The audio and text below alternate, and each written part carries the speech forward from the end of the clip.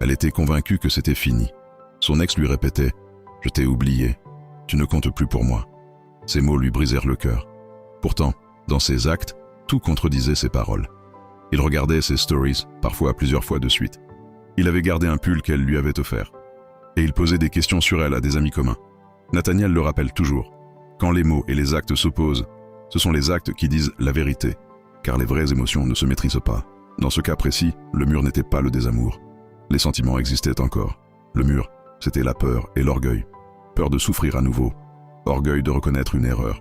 Ce mélange l'empêchait d'avancer. Nathaniel a enclenché une intervention ciblée. L'objectif n'était pas de créer un sentiment qui n'existait plus, mais de fissurer ce mur invisible. Les contradictions se sont amplifiées. Il affirmait encore qu'il l'avait oublié, mais il revenait en silence sur ses réseaux. Il écrivait des messages qu'il supprimait. Chaque geste caché révélait qu'elle habitait encore son esprit. 3 semaines plus tard, il a craqué. Premier message. Je n'arrive pas à t'effacer. Ensuite un appel, puis une rencontre. Les mots durs avaient disparu.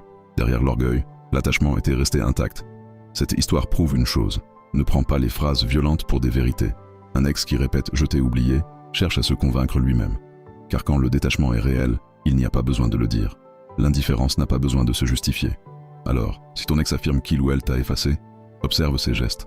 Les regards en ligne, les incohérences, les contradictions. Ce sont elles qui révèlent la vérité. L'amour ne disparaît pas en un claquement de doigts. Il se cache, il lutte, mais il résiste. Et c'est dans ces fissures que l'invisible agit. Dis-moi en commentaire, ton ex t'a-t-il ou elle déjà dit « je t'ai oublié » alors que ses actes prouvaient le contraire?